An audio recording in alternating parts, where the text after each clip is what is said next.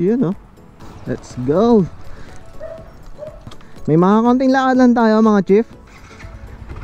Galing tayong ride, so kailangan na natin magpa-maintenance. Mga simpleng maintenance lang dito sa ating MIUI 125. Gusto ko lang i-share sa inyo to, baka sakaling may makuha kayong tips or makatulong sa inyo, or baka mamaya ako rin yung mali, may suggestion lang kayo sa akin. Disclaimer muna, hindi po ako sobrang galing pagdating sa motor or whatsoever na parts, components. Ang akin lang naman is sharing lang ng based on my experience at based on my observation lang din, mga pag-share ko.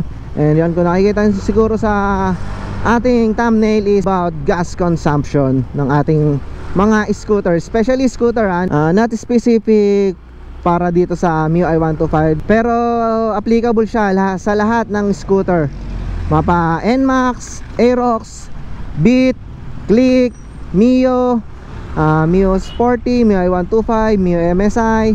Basta lahat ng scooter applicable to. Kasi para sa lahat ng motor, mapa-scooter man o hindi scooter or underbone man, kahit anong klaseng motor, syempre iniisip ng bawat rider yung gas consumption, di ba? Naalala nyo ba yung unang ride nyo nung unang bili nyo sa motor na to? Syempre tinatawag natin break-in. Nung binrake-in nyo to, syempre kailangan nyo obserbahan na yung gas consumption nya, kung tipid ba or para meron kayong reference sa mga susunod yung ride. Ano ba ang nagpapalakas ng gas natin? Sa sobrang katagalan ba lumalakas yung gas consumption natin?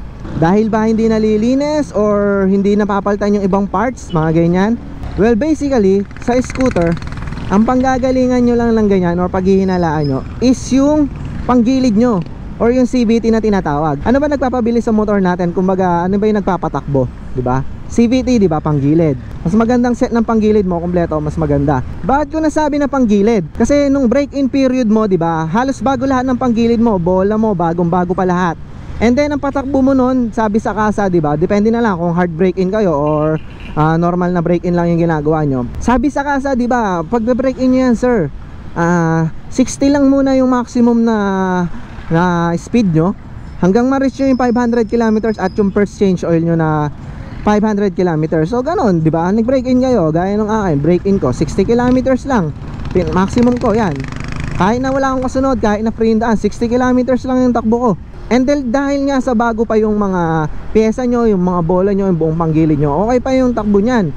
Ma-attain pa niya yung speed na konting silinyador mo lang, mabilis na agad. Pero dahil sa katagalan, yung bola natin is napupudpud dyan. Yung bell, di ba, parang nawo-worn out. Lahat ng parts sa panggilid mo nawo-worn out yan habang tumatagal. Which is para sa akin, ayun yung nangyayari kung bakit sinasabi ng iba na lumalakas bigla yung gas consumption nila. Ayan, dito lang naman ako pupunta eh. Dito lang ako pupunta. Ayan, dyan lang. May bibilin lang akong parts dyan sa loob. Ikot muna tayo para lang ma-explain ko sa inyo ng konti, para mapakita ko rin sa inyo kung ano yung basis ko, ba't sinabi kong panggilid yung isang factor kung bakit malakas sa gas yung scooter nyo after ng ilang years na ginamit nyo siya. Gaya sabi ko, na-worn out na yung mga parts nyo, lalo na yung flyball nyo, hindi na perfect circle. Hindi ba dati isang bira mong ganyan, takbo na. Ngayon kasi yung flyball mo hindi na siya perfect circle, and nagkakaroon na ng kanto, hindi na niya na-attain yung maximum speed niya. For example, sa pag-arangkada mo, diba? Kung stuck yung flyball mo, arangkada mo, ganyan. Dati, mabilis. Okay na. Eh, dahil nga sa worn out na yung mo, hindi mo na na-attain, mabagal na sa'yo, hindi mo alam, napapiga ka na ng ganyan para ma-attain mo yung gusto mong speed. Which is, ayun yung nagkokos ng malakas na gas consumption. Kung malakas yung flyball mo at bago pa yung flyball mo, isang bira mong ganyan, na-attain mo na or na-reach mo na agad yung ina-expect mo na maging arangkada mo, versus dun sa worn out na flyball, pag ganyan mo, hindi ka kontento dun sa arangkada, which is ang gagawin mo, didiinan mo pa yung throttle mong ganyan, diba? Kunyari, arangkada ng ganyan, arangkada or duluhan or long stretch, gusto mong bilisan ng ganyan, dun sa bago mo pang motor is hindi pa worn out yung flyball mo, okay pa yan, talagang marireach mo yung speed na gusto mo. Pero pag gaganto na, matagal na, ganyan ay ganyan, sagad na, hindi agad nakukuha yung maximum speed na gusto nyo, eh matagal ka nakababad dito, diba? Yun yung sinasabi ko, parang panggilid, parang lang naman yun lang naman yung akin na o-observe, panggilid lang naman. Gaya niyan. O diba? Bago mo ma-attain yung ganyan, ayan, nakababad ka ng ganyan, pero anong takbo mo? 60 pa lang. Pero malakas ng kumonsumo ng gas yan, kasi ang tagal mo nakababad dito sa silinyador. So anong possible solution kung nagkahinala ka na parang lumakas na sa gas consumption yung motor mo? Unless nagpalit ka ng makina mo, nagpalit ka ng block, or nag-upgrade ka ng block mo, mas pinataas mo, eh yun talaga, mas malakas talaga yung gas consumption mo. Pero ang usapan kasi dito is stuck yung makina mo, and stuck din yung panggilid mo, at na worn out na yan, eh ano ba dapat ang solusyon? Ang suggestion ko lang kasi kung kayo ang taong maarangkada, kailangan magpalit kayo ng flyball na mas malakas yung arangkada kaysa dun sa normal, kaysa dun sa stock. Parang 811, 812, parang ganun. Depende na rin sa combination nyo, kung ang gusto nyo ba is arangkada gitna, arangkada dulo, or walang arangkada, gitna dulo lang.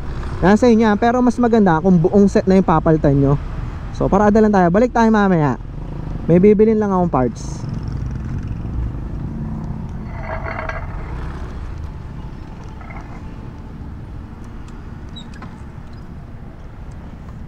May kailangan lang akong gawin. Balik tayo mamaya mga chip. Next destination tayo. Para hindi na puputol yung topic natin about dun nga sa gas consumption, tapusin ko muna yung dapat kong gawin dito lang sa May Motor Central, kung saan ko to binili itong motor ko. Bibili lang tayo ng pang change oil natin, kasi dito ko bumibili. Mas mura dito compare mo dun sa mga motorcycle shop. Sa Yamaha, minsan matagal yung proseso sa pipila ka pa na sobrang tagal Kaya dito na lang, mura din naman dito, parang same price lang din naman ng Yamaha mismo sa may Motor Central yan. Dito ko siya binili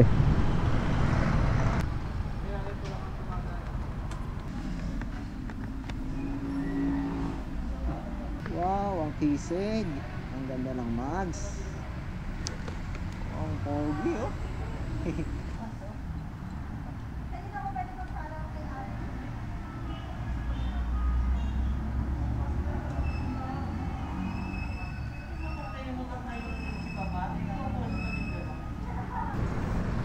Alright, tapos tayo bumili pang change oil natin. Ito bagong labas ng Raider FI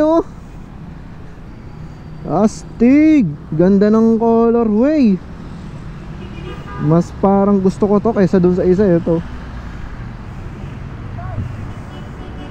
medyo dark yung color nito So yung gamit natin pang change oil is walang iba kundi Yamalube Blue Core.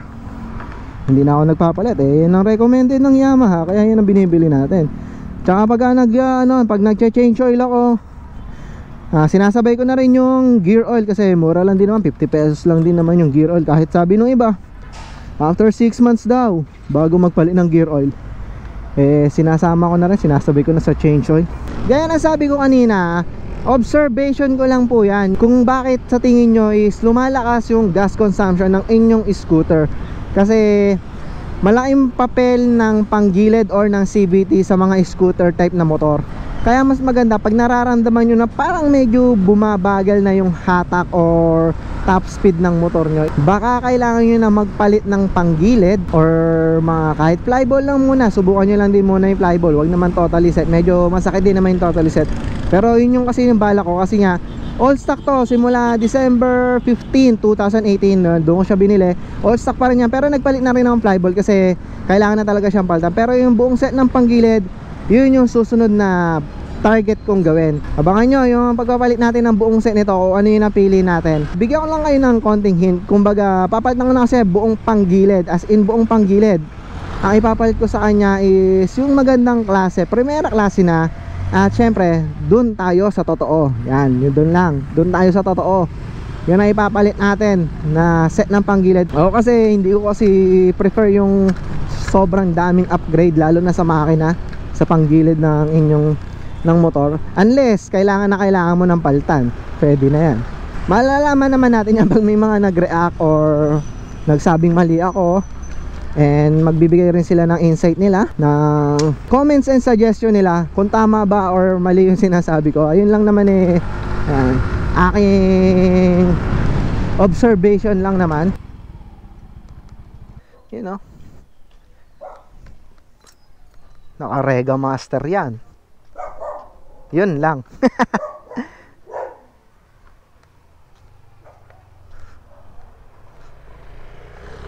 Yun lang. Bootleg.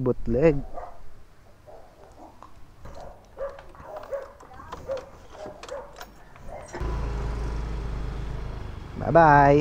Dati kasi pag nabiyahe ko ng malayo, long ride, pupultang ko. Titignan ko konsumo ko. Quezon, tatakbo ko, isang malayong Quezon. Matitignan ko kung hanggang saan yung isang full tank ko.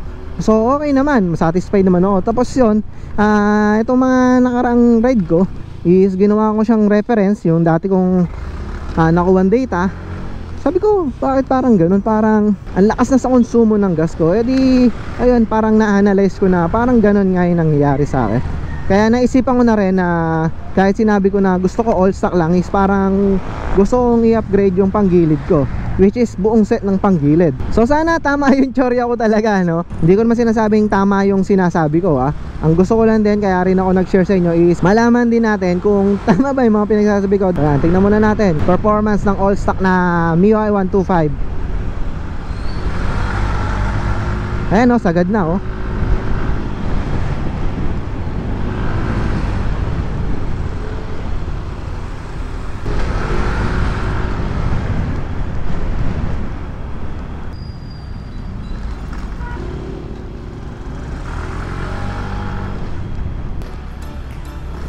Okay, yan lang muna sa ngayon mga chips. Salamat. Oy, ano nga pala, may isang milestone tayong na-hit. Para sa akin, achievement naman yun eh. First 100k views ng isang vlog natin, no? Hindi ko akalain na yun pa yung makakahit ng 100k views natin, no? So, like, share, and subscribe lang kayo kay Hepe Moto. Para sa mga, alam nyo naman, Hepe Moto lang all around. Ride, tips, change ng parts ng mga motor nya, kung anong ma-share ko, kung anong pwede ko i-share, iba-vlog natin yan. Yun lang, hindi tayo masyadong sa pag-upgrade ng mga motor, yung necessary lang, pero accessories hindi masyado. Baka sa iba nyo na panoorin yan. Okay? Okay.